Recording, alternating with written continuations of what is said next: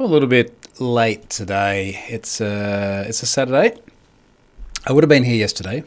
I was here yesterday, but my office was in absolute disarray. Now, I shared some photos today of why, and in fact, I expected it to be done earlier. And Monday, I shared shots, and I went before, and it was like facing this wall. And I'm conscious, like I'm doing this video and talking about stuff you can't see in the video because it's all around me. But I had this white desk, which I've had, must be 14 years, a long, long time. Just about everything I've built has been on that white desk. A lot of it has been on that white desk.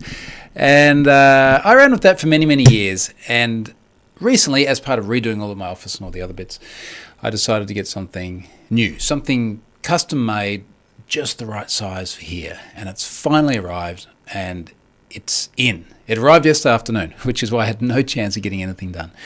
If you know what it's like when you disassemble your office or your home workspace, whatever it is, and you've got so many cables and everything's plugged in and it's all perfect, and then you rip it apart and it's hours and hours.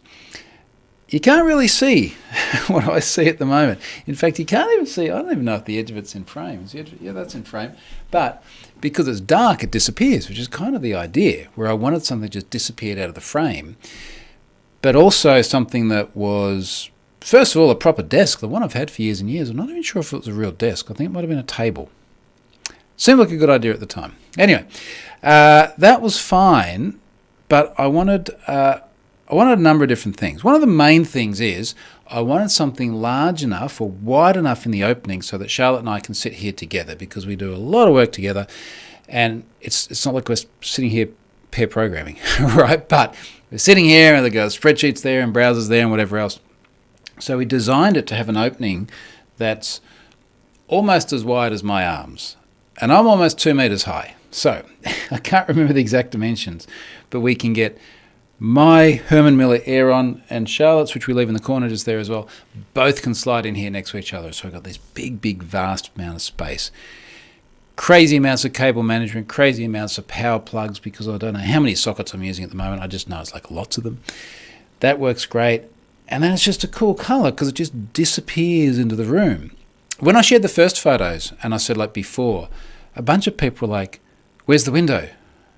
Well, the window's not in shot. There is a window along there, but for stuff like this, I don't want the window because the natural light very often screws stuff up. So I do have a window, I have light. I frankly don't spend too much continuous time here before going out there, where I almost guarantee I have more light than you out there, because I live in such a sunny place. Anyway, it's here, it's in place, it's awesome. So that delayed me yesterday, but it's looking really good now. Not in frame, the pile of crap in the corner over there from all the drawers and things that I've pulled out and I just don't know what to do with yet. We'll work it out.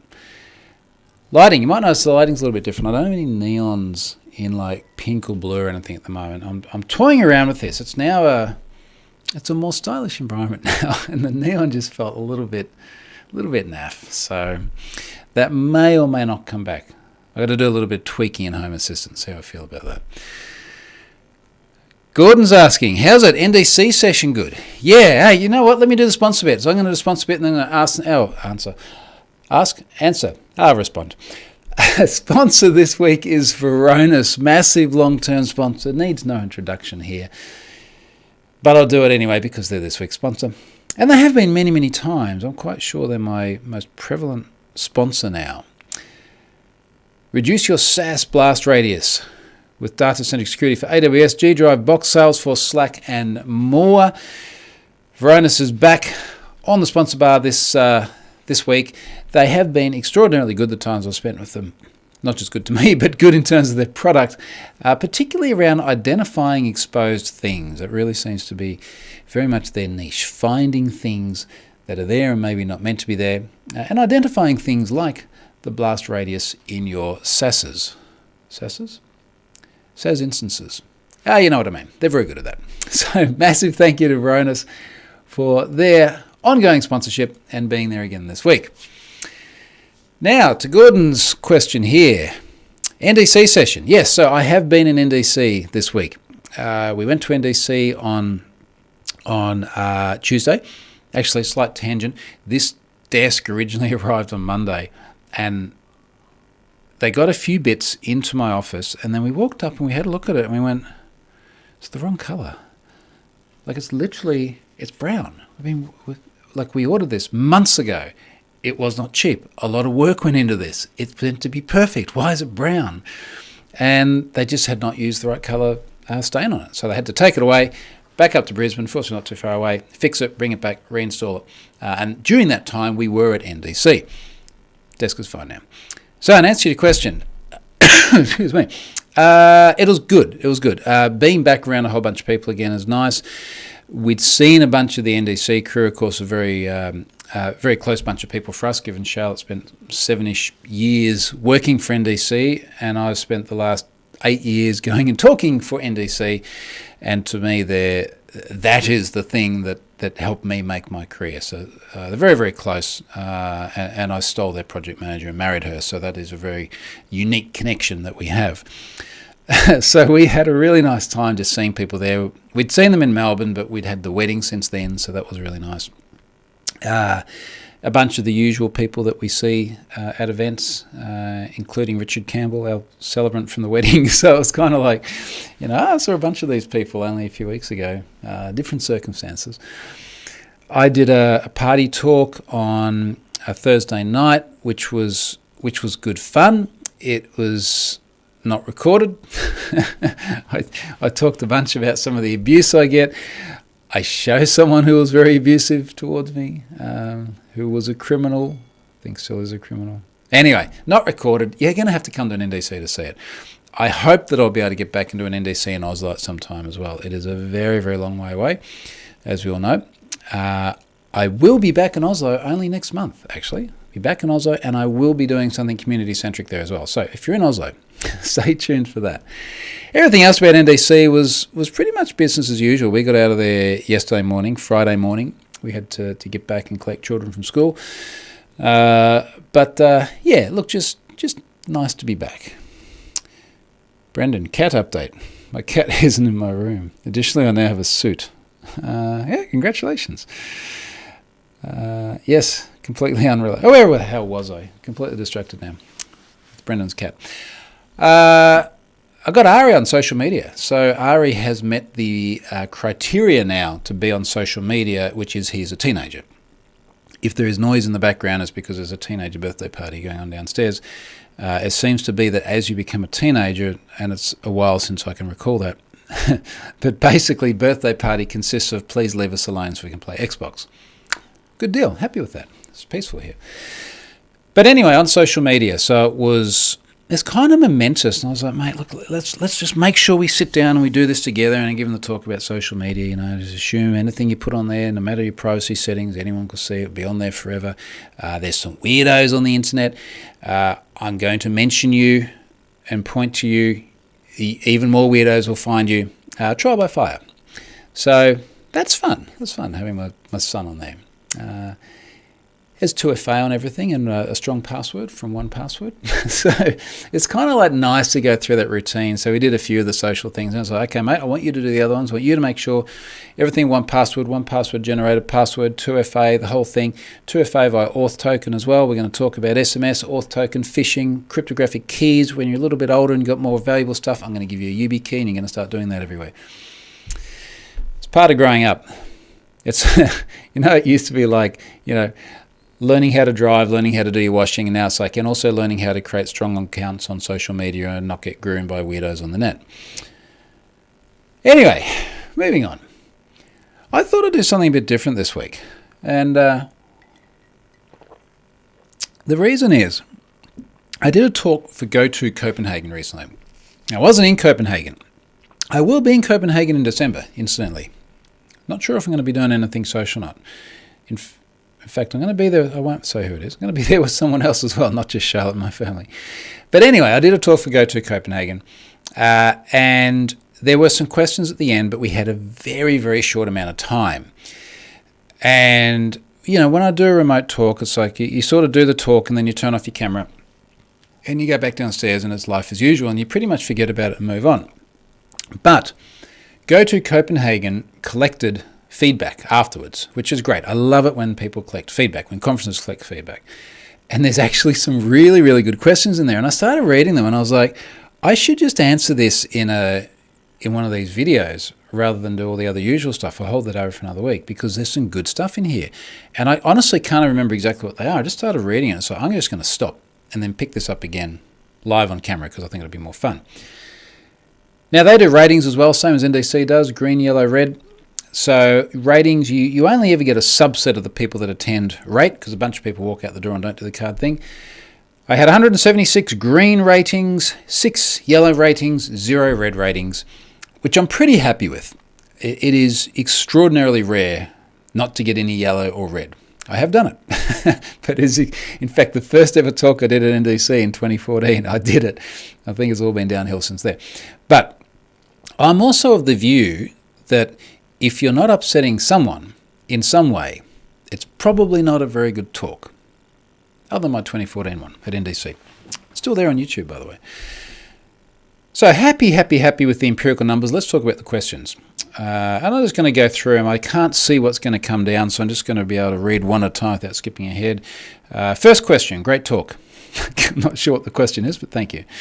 I'm just going to skip the ones that are just nice comments and get to the actual questions. How can we be sure that password managers are safe? That's an easy answer. You can't. And don't anyone jump up and go, well, if it's open source, you can go through and read all the code yourself, because no one's really going to do that in order to decide whether they should get the password manager or not. There are things that you can look for. There are very reputable open source versions of password managers, and there is, of course, some merit to the whole many eyes thing. As for my own favourite, 1Password, they have independent audits. They have bug bounties. They publish huge amounts of technical data about their implementation and why it is safe to use and I'm saying safe in an absolute way here, why it is very safe to use the password manager. So I think you've got to look at it a little bit more from the perspective of what are the things that I can look at to create confidence that the password manager is safe. The track record is another good one. There are, without naming names, there are password managers out there that have had a history of various incidents, not always necessarily severe, but a history. Is there, as an end user, a way to avoid ending up in a data breach? Or is it an inevitable consequence that we just have to live with? Yes, it is an inevitable consequence that we just have to live with. I always think back to, first of all, me being in, I don't know, like 25 data breaches or something, and have I been pwned? I can't even remember. I think about this a lot. I'm in dozens of data breaches. And then the other one I think about is the Australian Red Cross Blood Service, where I went to a blood van to donate blood. I got a piece of paper on a clipboard and a pencil, and I filled out my data, and that went into a data breach. So I didn't even enter information into an electronic system. I literally just filled out some paperwork. Next minute, here we are. Now, what you can control is who you decide to give your data to and what data you give. But you can only control it to a certain extent. I mean, we've just had this massive news about the Optus data breach in Australia. And the big thing there was the leaking of driver's license numbers, passport numbers, Medicare, our government healthcare system numbers. Now, you try going into an Optus store and saying, I would like a SIM card and I don't want to give you any identifiable data. Well, you're not getting a SIM card, mate. It's that simple. So it's a hard one, but we can choose not to give our birth date to some random forum so that they can send you a happy birthday email. Do you have hope we'll get something better than passwords in our lifetime? Now, this is an interesting one too, because define better. Technically better, well, we've got much better technical solutions at the moment. We've got things like cryptographic keys. We've got lots of ways of authenticating much more efficiently than memorized secrets. But we don't have anything that is better in the sense of the ubiquitous understanding of how to use it. And what I mean by that is I can go to mum and dad and I can go, do you know how to use a password? And they go, yeah, sure. I can go to my 10-year-old daughter and say, do you know how to use a password? Yeah, no problems. Everyone knows how to use a password. I said before, I was just showing Ari, now 13, a YubiKey and going, I'll give you one of these in time. I'm going to have to explain that concept to him.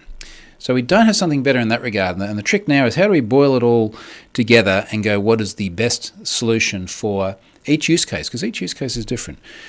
I do think, depending on how long we're all planning to live, we will see a time where passwords as we have known them all but cease to exist. But it's not going to be within the next 10 years. Mark my word. What password manager do you recommend? 1Password. I just explained that. So, again, full disclosure, I'm on their advisory board. I do get some money from them. I have explained why I picked them many years ago, and then it took a very long time before I made any money from them. And I just keep using them. I still actually buy. I buy the license. I buy a family license every year. So yes, 1Password. It is too hot in your wine room. Not so much a question, more of an observation. Now let me explain what happened here. In the Q&A, I showed my Home Assistant instance, and someone has picked up on the fact that it says wine room, 32.1 degrees Celsius. Now I probably should rename this a bit. It's like a closet in the bottom of our house as part of the garage with a solid door on it, and it's largish, and I put my server rack there, which blows out a lot of hot air, so it gets very warm in there. Now, we used to have wine sitting on a shelf there, and we always knew it was bad, and it would get too warm, and it wasn't great. We actually have a wine fridge there now, and this person may have noticed the same screen there shows that the wine fridge at the top, where the white wine is 8.4 degrees. I'd actually like it to be cooler. The bottom part is 18.4 degrees. So all the wine is at very maintainable temperatures. Now the beer fridge, where I often put some of the white wine, is 0.9 degrees, also on the same image. But yes, that is a fair comment. On face value, the wine room is too hot. How do we move past the mire of security problems that is password authentication? I think we just sort of covered that. We've got better solutions that are gradually becoming more acceptable. Maybe it's as the older people, this is going to sound really bad, as the older people move on to other things in life and afterlife, and then the younger people like Ari come up and they're much more receptive of new technologies. We are moving on there. How did the breach the 17-year-old do cost money for TalkTalk? So often in my talks, I will talk about TalkTalk, you're with me now, which is a British telco that got hacked in 2015. And the reason why I use them as an example is I'm sort of setting a scene that there is an assumption that attacks are sophisticated by shady people in hoodies staring at green screens doing sophisticated cyber things. And TalkTalk was interesting because it was a 17-year-old who was subsequently caught for doing, allegedly, according to TalkTalk, excuse me, I keep coughing today, not COVID, don't think COVID, allegedly doing 70 million plus pounds worth of damage. Now, the question here is, how did the breach cost so much money? First of all, from memory, this was TalkTalk representing the numbers. That might be representing the same numbers to their insurers as well, so there's that. But they made a PR disaster of it. In fact, this Optus thing that's just happened here in Australia has often been referred or referenced rather back to TalkTalk because that was an absolute mess as well. So the PR disaster, the lawyers that hire, the PR firms that hire, the penalties from memory, the penalty they got from the ICO, the Information Commissioner's Office in the UK, was only like £450,000 or something. It wasn't much money. But just going through, obviously notifying everyone, all the credit monitoring, that it says free, but someone has to pay for that. It'd be really interesting to see a breakdown of it. But that's their number. Lots of tens of millions of pounds. Daniel says, usernames, passwords have existed for 60 years. They ain't going anywhere for at least the next 20. Now, part of one of the talks I do is I show an old black and white photo of a guy in a room full of, it looks like magnetic tapes or something. And it's MIT in the 60s. And that was believed to be the first ever use of a password on a computer system. And of course, the 60s is 6 decades ago, as Daniel has said. I guess we are it's a whole sort of partly Moore's laws thing, but just the rate of technological growth increasing so rapidly that we are getting better solutions very quickly. So it's not going to be another 60 years, but, I said at least 10 before. You might be right, Daniel, on 20. It'd be interesting when you think about the number of places that we use passwords, even the Wi-Fi here. Ari just came and said, hey, what's the guest Wi-Fi password for his mates? So, well, you're just going to need a password for that, aren't you?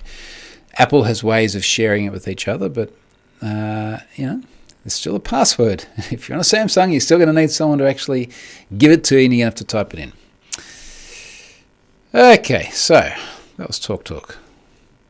Top 3 advice on security. This is such a journalist question. I get this all the time. What are your top 3 tips for mums and dads at home? Get a password manager, strong, unique passwords, turn on two-factor everywhere, and then think about how much information you share and with whom. We've covered all that already, really. Can't you also remove the OData filter to return the complete data set? Oh, this was a beauty. Very insightful, actually. I talked about TikTok Track. Now, TikTok Track, I've actually put it in my drawer here today. They make these tracking watches. So this is a pink children's tracking watch that is quite funny, actually, is about the same size as my Apple Watch Ultra. Like, it is massive, massive. In fact, if you look at it side by side, I reckon it's even bigger than my Apple Watch Ultra. Made by a company called Gator, sold as whatever it is the company selling it wants to sell it as. And we've got a company in Australia called TikTok Track.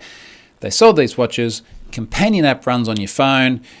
Watches sending geolocation data up to the cloud. Something magical happens in the cloud. And then the phone is retrieving it from there so the parents can see that the child hasn't been kidnapped, or if they've been kidnapped, where they are, or if they've been kidnapped and the kidnapper has taken the watch off, where the watch is, but now they don't know where the child is because they've been kidnapped. Full of holes, this whole tracking idea. We, being Ken Munro, Pentest Partners, and myself, did a write-up on this where Ken went through, analysed the requests from the mobile app, found effectively insecure direct object reference. So there was API calls going from the device saying, hey, get me the family that is family 3486. And you get that family back. So you get their name and their address and things like this. And then you can relocate the child based on that, and you can just change the number to any family you want. And part of the URL was an OData query where it was like family ID equals bam. And this person's saying, can't you just remove the filter and then return the entire data set because you're not filtering anything out? And yes, you could. You're right. Now, I didn't talk about this at the GoTo Talk, but we reported this, they fixed it, they put the service back online, and then I remember where I was. I was at NDC Security in Oslo. It must have been 2019, I think. 2019, 2020. I was there with Scott Helm and Ari and Charlotte, and someone got in touch with me, and they found this exactly. There was a regression bug, so the old bug that was there got pushed back out. They went through, they removed the filter, they dumped all the data, and they sent me a video of how they did it. Now, this was someone who was legit stand-up person. I wrote a blog post about it later on, basically because the company didn't disclose to their customers what had happened. But yes, you could just remove the OData filter and you get all the data back, which is kind of crazy. Nick 007 is in London. G'day, good morning in London. Okay. What tools do you use for proxying API calls from the mobile apps? How do you deal with SSL pinning and or TLS encrypted traffic? Now, this is getting harder, but let me explain what we always used to do and then how we have to do things a little bit differently now. So I'm on a PC, I would use Fiddler. Folks on a Mac who are in my workshops, they would use Charles Proxy. You could use Burp Suite or other proxies as well. You run the proxy on your own local machine, and then you configure your mobile device to use a proxy that is the IP address of your machine. Now, you're all on the same local network here. Often there's a port as well. So now you have traffic going from here to your local machine through, say, Fiddler. You're seeing all your requests come through Fiddler, just like if you just fire Fiddler up on your local machine. And you're doing full interception, and you're seeing the traffic go backwards and forwards. But what about SSL/TLS? Because the encryption happens on the device, decryption happens at some other point closer to the server, either on the server or network load balancer or something. So it's going through the proxy encrypted. This is where you need to do interception. So you turn on the ability to intercept SSL, TLS, whatever you want to call it. We do inappropriately use the terms interchangeably. And then you are given a URL to go and install a self-signed certificate from Fiddler on your device. And what's going to happen then is when you're doing the TLS handshake between the device and the server, Fiddler gets in the middle of the handshake, and remember the handshake starts in the clear as well. Sits in the handshake and says, well, look, I'm going to communicate backwards and forwards to the device, and then I'm going to communicate backwards and forwards to the server.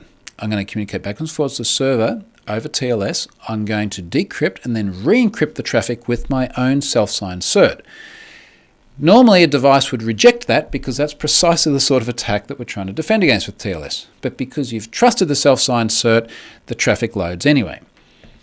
That all used to work beautifully 99% of the time. Things that started to make it hard, iOS got increasingly cranky about doing that. There were more and more options you had to toggle. Yes, I understand. Yes, I know someone can intercept my traffic. It's just me. It's my proxy. That was a solvable problem. Where it's gotten harder is public key pinning, because now you've got apps, and it used to really just be the domain of banking apps, but now you've got lots of apps, which the software running the device here, that mobile app, is saying not only must it be TLS and the certificate must be valid, and it can be valid if you've got your own root certificate that you've trusted, but the public key must be this. And if it's not this, reject the traffic. And typically when you're public key pinning, it's either the public key of the certificate or the root certificate of the CA or a certificate signing request. So it makes it much harder to then jump in the middle of the traffic.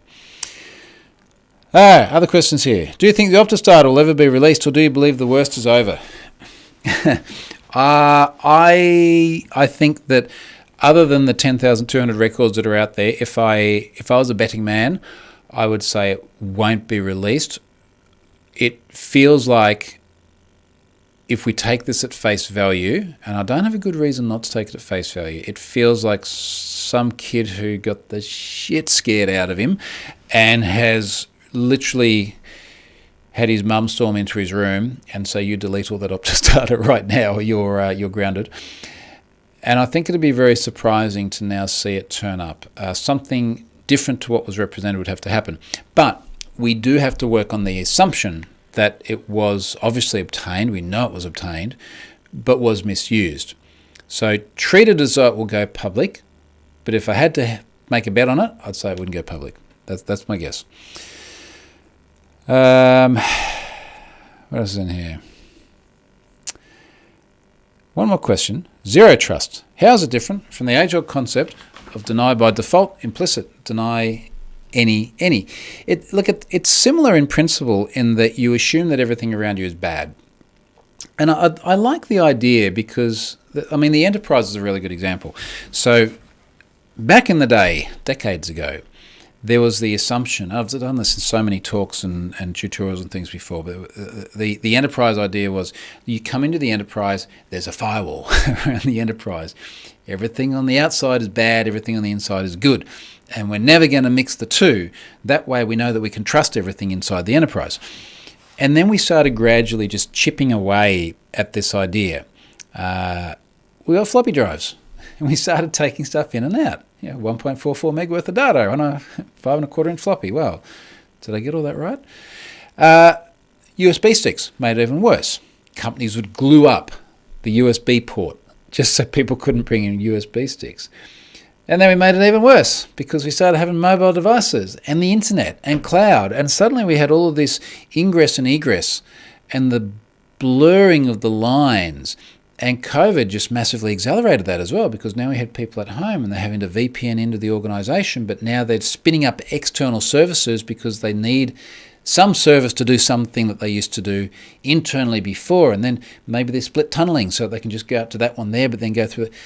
And suddenly you're going, there's so much data flying around, and the line between what is, air quotes, safe and unsafe corporate, non-corporate, approved, tested, passed all the compliance stuff, which doesn't always mean it's okay, that line's super, super blurry. So the principle of zero trust is to say, well, look, let's just assume that we can't trust anything. We lock everything down as though everything is malicious. And that's a much better way to be, because we can say, let's assume that when something comes onto the network, it's going to be bad.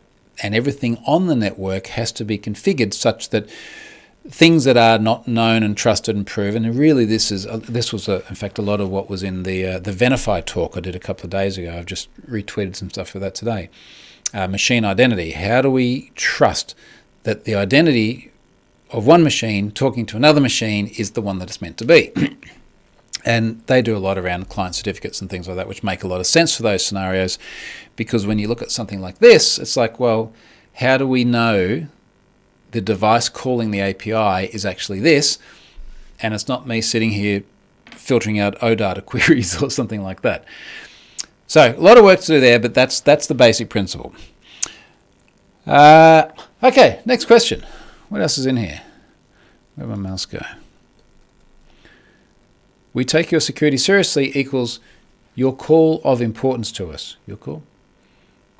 That may be a comment I made because one of the things on the TikTok Track website, remember the watch, one of the first things the website would say is, we take security seriously. And I always just joke about it because it's like, I normally see that right up front of a data breach notice. We take your security seriously. By the way, we lost your data. Great. Apple always suggests a password when you create accounts. However, I feel skeptical and never use it. Is that reasonable? No, that's not really reasonable. Because what are your options? Every time I create an account, or just going through this, doing the Facebook and the Twitter and everything with Ari yesterday, and using 1Password, we just take the 1Password suggested password. It can create a great big, long, strong, random thing. It's generating that password. It is always going to be better than the one you generate yourself. Assuming you're either mashing the keyboard or you're looking around the room and you see your cat and your child and what year they graduated or something like that. It's always going to be better. The other thing is that native feature of Apple, which I believe exists but I don't use because I use the one-on-one password. Apple has carved out a really good niche around privacy, and I think they generally do a very good job of that. I have no reason to distrust the random password that Apple generates. I can't imagine why I would have to distrust that. And again, the alternative being use something that my brain generates. So no, I think that's okay. Trady Trev says, any thoughts on the new Matter protocol that was released the other day? So it was really exciting because Matter is, in theory, going to give us some unification with IoT devices. I've only read little bits and pieces about it. I know Home Assistant is excited about it. I've seen them mentioning it quite a bit. I don't know enough to comment on it yet. I think as we start to get a bit of traction on it, it's something that I've got to get up to speed with. But the principle of trying to have some consistency across protocols. I hate, for example, seeing you go and buy an IoT device and it's like, works with Google Home and Apple HomeKit. It's like, did you have to design something special to work with one vendor's implementation of home automation? Like, why don't we create a protocol and a standard and then everyone has to implement this? We've been down this road, haven't we? Because then someone else will create another standard that's better, and now you got two standards, and next minute you got VHS. Anyway, we shall see what happens there. Okay, next question. There's a few more here. It seems many orgs only respond to security issues when it goes public, despite also publicly saying they take security seriously. Is regulation the only way to fix this crappy corporate behaviour? If only we have a regulation, like a general data protection regulation, and then that would fix things. You see the problem. I think it was always a two-part question. The bit about only respond to security issues when it goes publicly, and then publicly saying we take security seriously. I just touched on the craziness of that, seeing that time and time again. There is definitely a pattern where it takes going public to get many organisations to respond. In go to, was it GoTo? Maybe it was another conference. Maybe it was Venafi the other day. I spoke about the Nissan Leaf, where, again, proxying traffic, we found really serious vulnerabilities. I literally had to write a blog post about that to get them to pay attention. In fact, I spent about, I think from memory, it was like 11 days having good dialogue, making progress, and then they went silent, stopped returning my calls. I get to a month, and I contact them and say, I'm going to write about this. Do you have any comments? And they said, yes, our comment is, please don't write about it. So I wrote about it, and then they took it seriously. So this comment is very true. Is regulation the only way to fix it? Well, clearly it's not the only way. It is part of the solution, and clearly that alone has not solved the problem. We've been getting much stricter regulation, not just GDPR, but CCPA in California. Australia's got something which is better than what we had before. It's terrible, but it's better than what we had before. It has not fixed the problem. It's just possibly given us more of a framework to deal with these issues when they happen. Heidi says DVD with different formats. Yeah, remember we had HD DVD and Blu-ray, and then Blu-ray won that one. And now we don't care about any of that anymore. Dan says, hi Troy, what's the take on the hidden versus broadcast SSID for the home network debate? For a very long time there, I had a hidden SSID. First of all, it is still discoverable from memory in SSID, the network sniffing app, which I have on my laptop actually, could resolve that. So it was more to hide it from like randos wandering around their device. It does make connecting a bit more of a pain in the ass because it's like hidden network, and then you have to type in the name of the network. And if you're using good modern WPA2 on your network things, which I'm sure everybody is, with a decent password, really what are you gaining? If you're worried about the SSID identifying you, call it something different. You can choose whatever you want to call it. Make it fun. So, yeah, I don't worry about the hidden thing. All right, where are we? How are we tracking for time?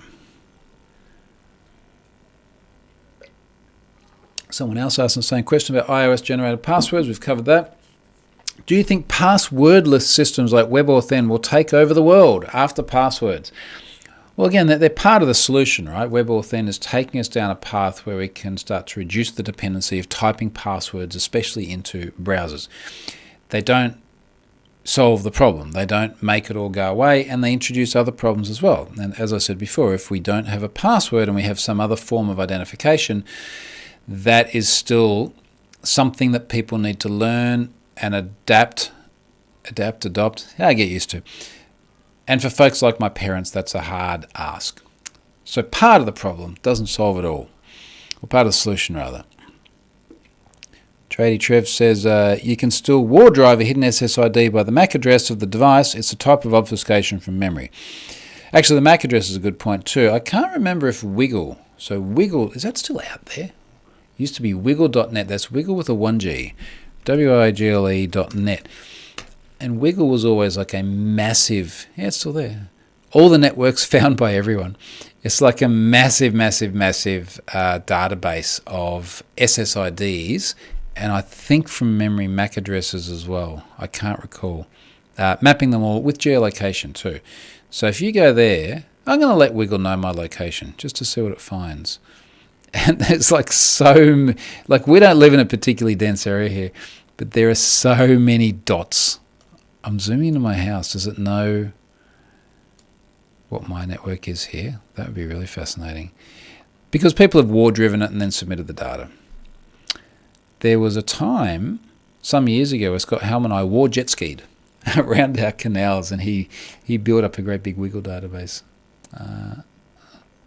What's that one? Not logged in. Log into Wiggle to use this feature. Okay, we're not doing that now. Anyway, look at it. It's interesting. Do I need Wi-Fi 6? Depends. I've got an in-wall access point that's Wi-Fi 6 just here, which I just put here the other day. It wasn't Ari's room, but I took out a Wi-Fi 6 external access point, all Ubiquiti gear. It doesn't really make much difference for me here, at least from the perspective of throughput. I know Wi-Fi 6 does other things as well, but I think that one of the headline figures is throughput. I'm literally on a 40 megabit connection here is the best I can get. So I'm not going to suddenly stream movies faster or something like that. Incidentally, I am getting fibre to the premise installed at last. It was meant to all go in 8 days ago. Something else had to be done between the road and the house. Yesterday I had people here literally running more fibre. I have fibre attached to the outside of my house now. So I am one NBN, that's our National Broadband Network, visit away from having, I should be able to get, was it gigabit? Can't remember. It was like gigabit down and half gigabit up. It's actually pretty impressive. So, if anyone else knows all the other wonderful things that Wi-Fi 6 does, you can chime in, but certainly from the perspective of throughput and speed, that's probably not normally what you're after. Dev Sharma, what do you think of FIDO2 and WebAuthn as a replacement for passwords? I think I just answered that. So maybe I'm not reading this in the right order. Part of the solution. Now, Brennan then says, read de-identification of SIDs. Is using the ISP's auto-generated one adequate? There's not a problem with it other than it's a pain in the ass. I just hate seeing those ones. Like, name your network something. I've been public about this before. I named my network HTTP 403. It's the name of my network because it's unauthorized. When I set networks up for other people, I will often call it like the dog's name, which is a bit sad because I did it for some neighbours and their dog recently died and they got another one. And I think I also put an emoji of the dog afterwards. And now I feel bad every time I see the SSID, and I don't know if I have to update it to the new dog's name. But you can put whatever you want on there. Same sort of point before. Decide whether you want it to identify you or not. Different people, different reasons, different density of places as well has some impact on that. Well, there's lots of questions coming through here. We're at 41 minutes. What are your thoughts on the rise in smishing campaigns, especially with alphanumeric sender IDs being so easy to get and impersonating real business? We're getting a lot of those. I had one recently from someone saying they're my mum, and I needed to send some money, which sounded very strange. Actually, this is fun talking to Ari in particular now as a teenager about these things, where I said, when you're on social media, there will be people who pretend to be someone that you know to connect to you. And I gave the example. I said, look, I got this SMS the other day. They said they were mum, his grandmother, in the shop, needed $200. Could I please send it to this bank account? And I said, how would you verify that? How would you check that? And he said, you could send an SMS to Nana on the number that you know she normally uses and ask her. So that's actually a really good idea. Yes, you could do that. I would probably call her as well, because there's nothing like hearing someone's voice. Anyway, in terms of the rise of them, I think what I find fascinating, and I don't know the answer to this, is how consistently they use mainstream telcos on both their end and my end to get through messages that are really, really clearly phishing campaigns. It just feels like there's something we should be able to do a lot better of. So my thoughts are, it's really, really nasty. I can't understand why we're not on top of this more. Trady Trev is a huge Wiggle Wi-Fi fan. Got nearly 300,000 on his phone. Jeez.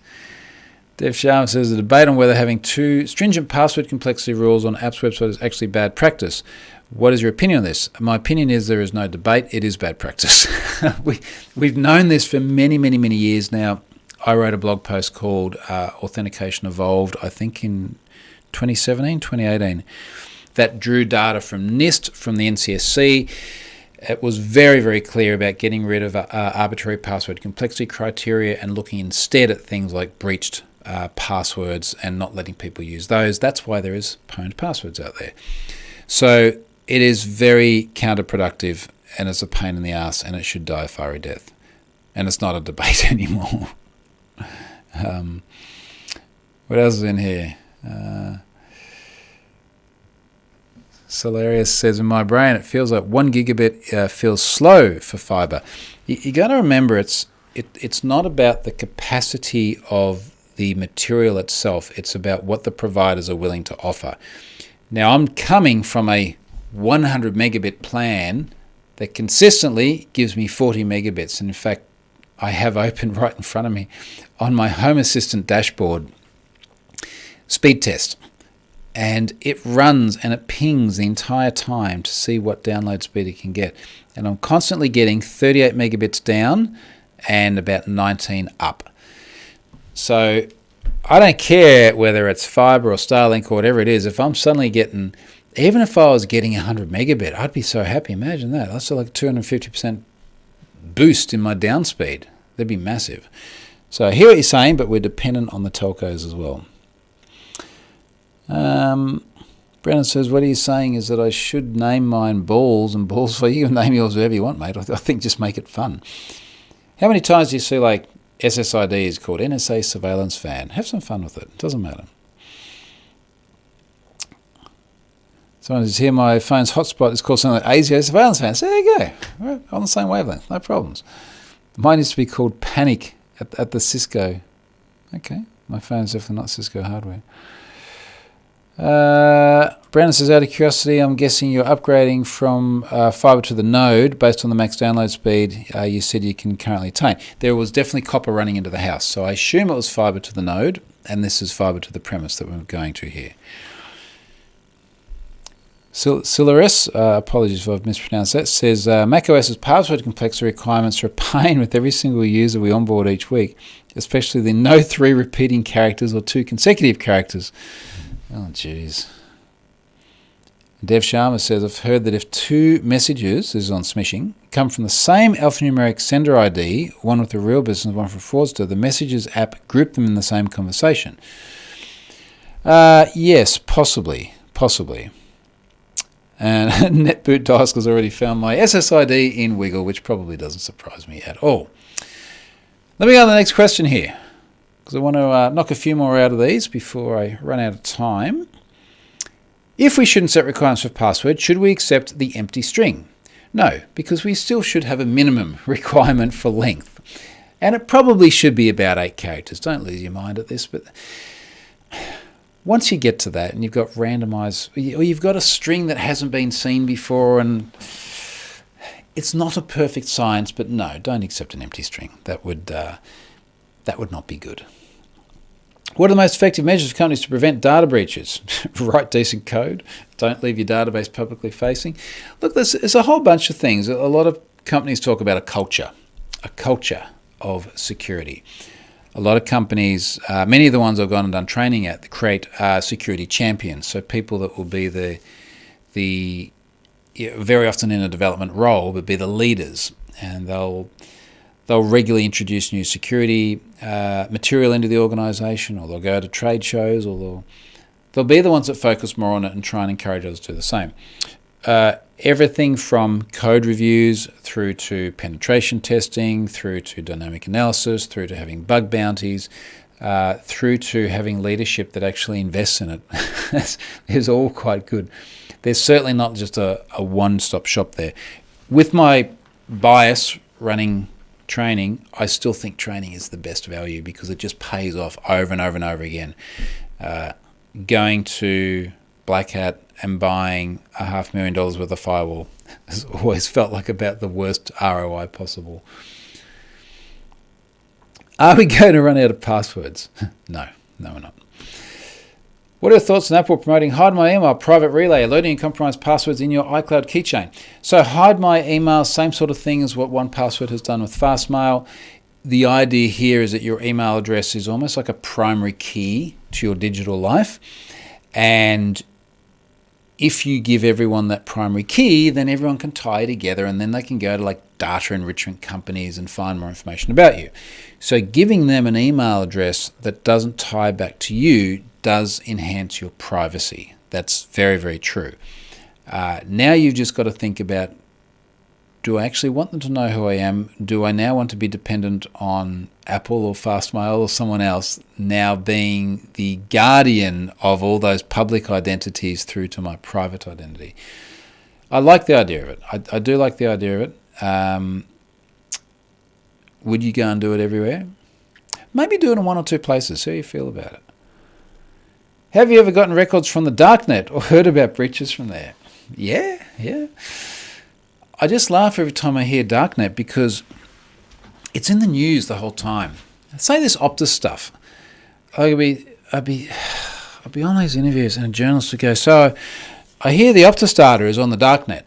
It's like, maybe, but it's also on the clearnet. Also, do you know how easy it is to get to the darknet? Always makes me think about somewhere in some journalist's mind, it's like, this is if you're buying guns from the docks, and you go down to some dark and scary place and there's bad guys there and they might smash your head in or shoot you or something like. It's just a browser. It's an onion browser. You route through a few other nodes and you end up on a website with HTML and JavaScript and some CSS. Like it's not a big thing. Plus most of the data isn't there anyway. It's on public forums, which is exactly where the Optus data was. Is Troy Hunt real? Yes. Okay, so the rest of it is rating comments. I'll come back to that in a moment. I'll look at the comments here in the chat.